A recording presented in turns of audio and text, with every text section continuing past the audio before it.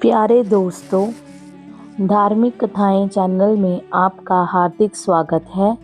आज मैं आपके समक्ष एक सांप और ब्राह्मण की कहानी लेकर प्रस्तुत हुई हूँ। आशा करती हूँ कि आप इसको ध्यान से सुनेंगे और समझेंगे। एक समय की बात है, लालपुर नाम के एक गांव में सुखदेव नाम का दरिद्र ब्राह्मण अपनी पत्नी और अपने एक बेटे के साथ रहता था। बहुत गरीबी में वो जैसे तैसे अपना जीवन यापन कर रहा था। सुखदेव भगवान शिव को बहुत मानता था। मन ही मन हमेशा उनका नाम जपता रहता। तो वही ब्राह्मण की पत्नी बहुत ही ज़्यादा धूर्त और लालची थी। वो हमेशा किसी न किसी बात को लेकर पति से झगड़ती रहती।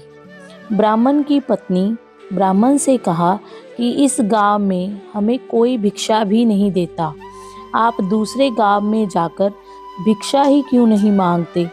इस तरह दरिद्रता में हम कब तक जिएंगे। ब्राह्मण ने उत्तर दिया, मैं अपनी तरफ से कोशिश करता ही हूँ, अब अगर मेरी किस्मत में सुख ही नहीं है तो मैं क्या करूँ। ब्राह्मण की पत्नी बोली, आपकी बातें खाली बड़ी बड़ी निकलती हैं, करने के नाम पर कुछ नहीं, घर में बैठकर क्या करेंगे, जाओ बाहर और कुछ कमा कर लाओ। रोज रोज ब्राह्मणी के झगड़े और तानों से तंग आकर एक दिन वो अपना पोथी पत्रा उठाकर घर से दूसरे गांव चला गया। उस गांव में जाकर भगवत कथा सुनाने का प्रयास किया, लेकिन कोई उसे कथा सुनने को तैयार ना था।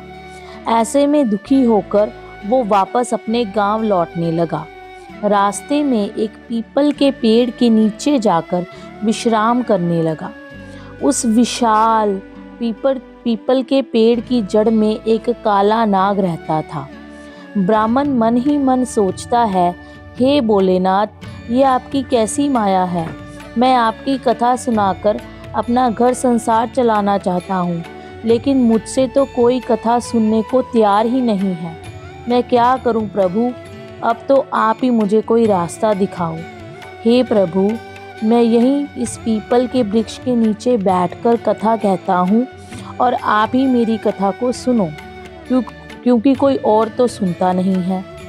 ये सोचकर ब्राह्मण वही अपना पोथी पत्रा निकालता है और विधि पूर्वक कथा कहना प्रारंभ करता है।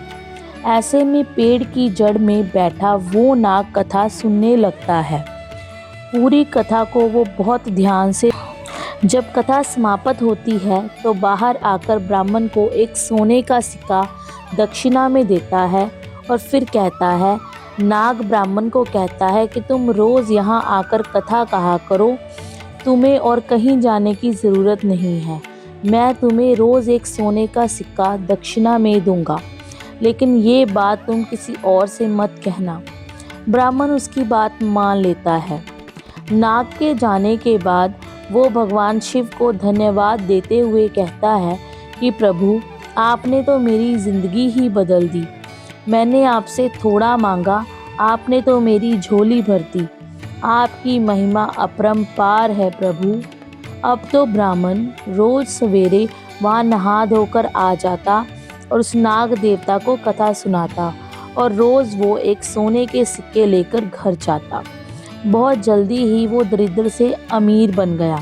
अब उसके पास किसी चीज़ की कोई कमी नहीं थी। पूरे गांव के लोग उसकी प्रगति को देखकर आश्चर्यचकित थे। लोगों के मन में तरह तरह के सवाल पैदा हो रहे थे। बहुत लोगों के दिमाग में तो ये भी चल रहा था कि ज़रूर ये ब्राह्मण कोई गलत काम कर रहा है, जिसकी वजह से वो इतनी जल्दी इतना धनवान हो गया है। अब लोग ब्राह्मण की पत्नी से सवाल करने लगे।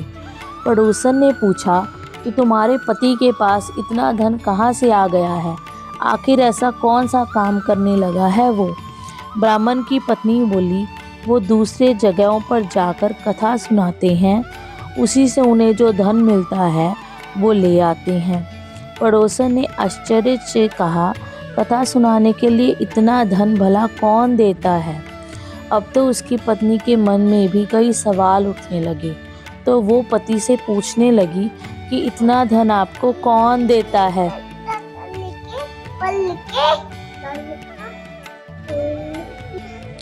लेकिन ब्राह्मण से तो नाग देवता ने किसी को कुछ बताने से मना किया था, इसलिए वो कुछ नहीं बताता। लेकिन उसकी पत्नी तो उसके पीछे ही पड़ गई।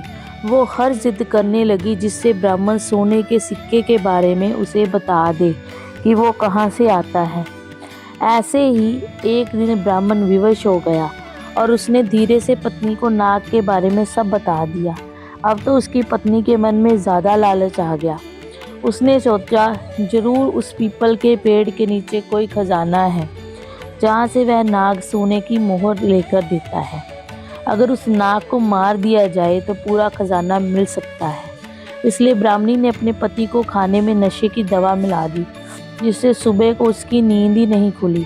और उसने अपने जवान बेटे को उठाकर कहा, ब्राह्मणी की पत्नी ने कहा, सुनो बेटा, वहाँ पीपल के पेड़ के नीचे रोज तुम्हारे पिता कथा कहते हैं, जिसे सुनने के बाद एक नाग सांप आकर उन्हें सोने का सिक्का देता है। उस पीपल के पेड़ के जड़ में जरूर कोई खजाना दबा हुआ है।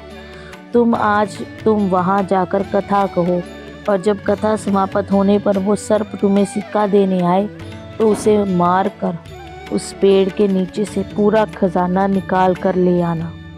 बेटे को भी लालच आ गया और वो पोथी पत्रा लेकर उस पीपल के पेड़ के नीचे जा पहुंचा और जाकर कथा कही। तब नाग देवता सिक्का लेकर उसे देने आए तो उसने नाग पर फावड़े से प्रहार कर दिया, जिससे नाग का पूंछ कट गया और वह किसी तरह बचकर वहाँ से निकल गया।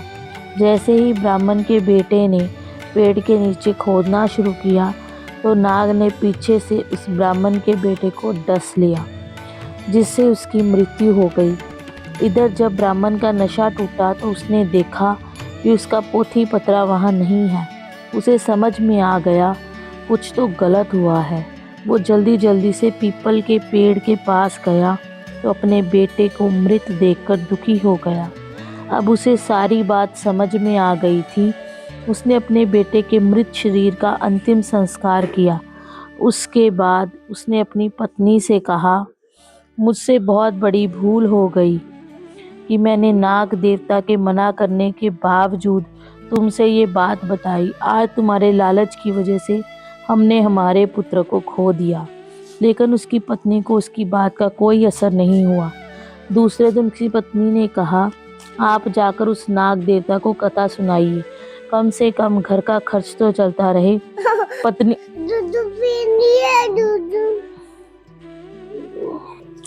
पत्नी की बात से विवश होकर वो अपना पोथी पत्रा लेकर फिर उस पीपल के पेड़ के नीचे गया और कथा कही। कथा समाप्त होने पर वो नाग बाहर आया और उसने ब्राह्मण से कहा, ब्राह्मण से क्रोधपूर्वक कहा, तुम यहाँ से चले जाओ ब्राह्मण। तुम पुत्र की मृत्यु से दुखी हो तो मैं अपने पूंछ को खोने से दुखी हूँ। मैंने तुम्हें पहले ही मना किया था कि ये बात तुम किसी को मत बताना, लेकिन तुमने मेरे साथ विश्वासघात किया। मैं तुम्हें श्राप देता हूँ, जो भी संपत्ति तुमने मेरे द्वारा अर्जित की है वो सारी नष्ट हो जाएगी। नाग के श्राप से कुछ ही दिनों में ब्राह्मण फिर से दरिद्र हो गया। उसने अपनी पत्नी से कहा, आज तुम्हारी लालच की वजह से हम फिर से दरिद्र हो गए। अब उसकी पत्नी को भी अपने किए पर पश्चाताप हुआ, लेकिन होने को कौन टाल सकता है, और बीता हुआ समय वापस कभी नहीं आता। दोस्तों, अगर आपको हमारी ये कहानी अच्छी लगी है, इससे आपको कुछ सीख मिली है कि इंसान को कभी भी ज़्यादा लालच नहीं करना चाहिए, क्योंकि लालच इंसान के लिए घातक साबित होता है। आपसे क्षमा मांगती हूँ अगर हमसे कोई गलती हुई हो। अगर आपको हमारी ये कहानी अच्छी लगी हो तो कमेंट बॉक्स में कमेंट ज़रूर करें और इसे शेयर करें। धन्यवाद।